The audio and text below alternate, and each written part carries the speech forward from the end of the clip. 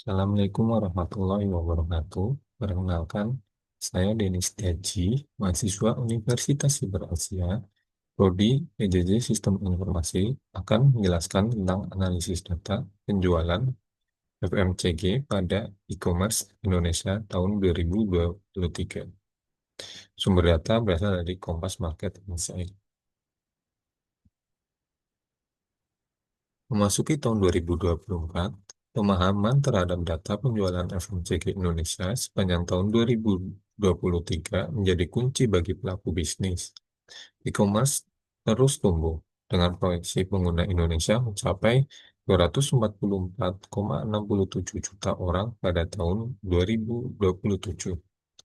Laporan Kompas Market Insight melaporkan tentang Indonesia FMCG E-commerce Report tahun 2023 mencatat total penjualan FMCG mencapai eh, 57,6 triliun rupiah, mencakup kategori perawatan kecantikan, makanan dan minuman, kesehatan, serta ibu dan bayi. Data diperoleh dari crawling produk di Shopee, Tokopedia, dan Blibli periode 1 Januari sampai 31 Desember tahun 2023.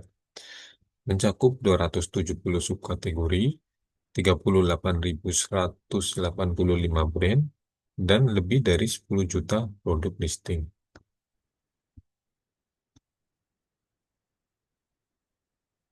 Pada tahun 2023, penjualan FMCG di marketplace mencapai sekitar 57,6 triliun rupiah, dipimpin oleh kategori perawatan kecantikan yang menyumbang hampir setengah total penjualan, kategori makanan dan minuman, kesehatan, dan ibu dan bayi juga mencatat angka signifikan, mencerminkan pentingnya nutrisi dan kesehatan bagi konsumen.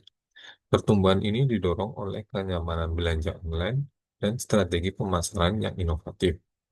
Bagi pelaku industri, kunci sukses ke depan adalah inovasi, personalisasi, dan strategi omnichannel.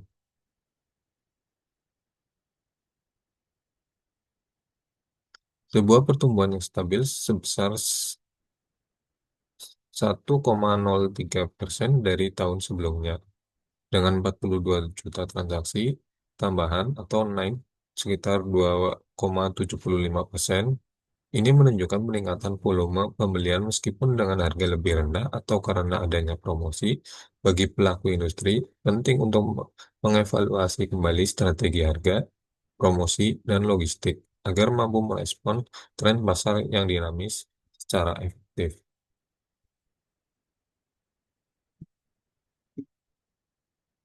Perawatan wajah menjadi top subkategori perawatan kecantikan dengan market share sekitar 39,4%. Mencerminkan meningkatnya kesadaran konsumen akan pentingnya skincare. Perawatan tubuh menyumbang sekitar 13,7%, menunjukkan tren perawatan menyeluruh. Perawatan rambut, kosmetik warna, dan parfum juga mencatat kontribusi signifikan, menegaskan minat pada kecantikan holistik. Bagi pelaku industri, data ini penting untuk menyusun strategi inovatif dan menjajaki potensi pada subkategori niche.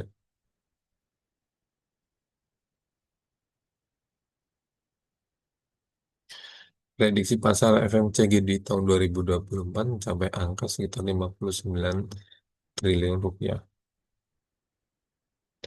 Penjualan FMCG di e-commerce Indonesia pada tahun 2023 yang didorong oleh kategori utama seperti perawatan, kecantikan, dan makanan dan minuman.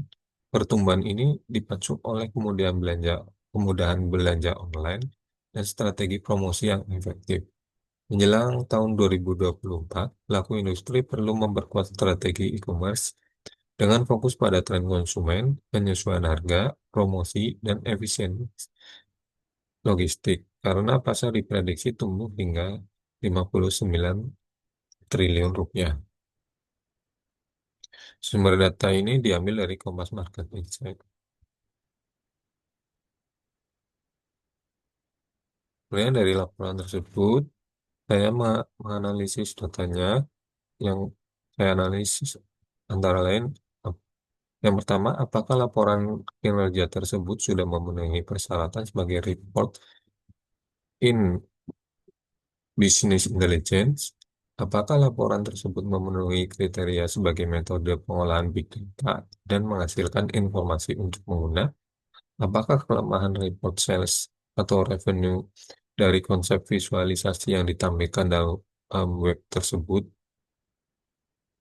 Dan kemudian yang keempat, apakah hasil analisis dari grafik yang disediakan dalam web tersebut mudah dipahami dan memberikan pengetahuan?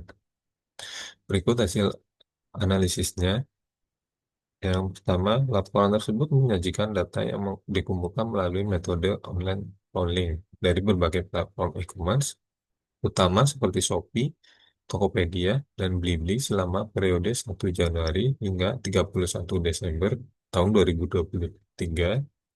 Data yang dikumpulkan mencakup 270 subkategori FMCG, 38.185 merek, dan lebih dari 10 juta listing produk. Analisis ini memberikan informasi tentang perilaku konsumen, tren penjualan, dan kinerja merek di berbagai kategori seperti perawatan kecantikan, makanan dan minuman, kesehatan, serta ibu dan bayi. Informasi ini sangat berguna bagi pelaku bisnis untuk membuat keputusan strategis berbasis data. Kemudian hasil analisis yang kedua, menganali- laporan data tersebut menganalisis lebih dari 10 juta listing produk dari berbagai e-commerce. Laporan ini memanfaatkan volume data yang besar, beragam sumber data, dan kecepatan pengumpulan data yang tinggi.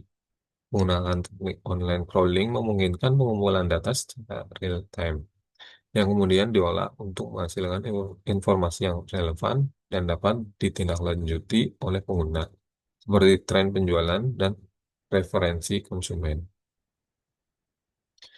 Kemudian hasil analisis yang ketiga, kelemahan dari visualisasi dalam laporan tersebut adalah kurangnya kualitas interaksi dan pemahaman analisis visual. Grafik yang disajikan cenderung statis dan tidak memungkinkan pengguna untuk mengeksplorasi data lebih lanjut, seperti memfilter berdasarkan kategori produk, periode waktu, atau platform e-commerce tertentu. Selain itu, beberapa visualisasi mungkin tidak memberikan konteks yang cukup, seperti perbandingan dengan periode sebelumnya atau benchmark industri yang dapat membantu dalam interpretasi data. Kemudian hasil analisis yang terakhir, ya, secara umum hasil analisa dari grafik yang disediakan cukup mudah dipahami dan memberikan pengetahuan yang berguna.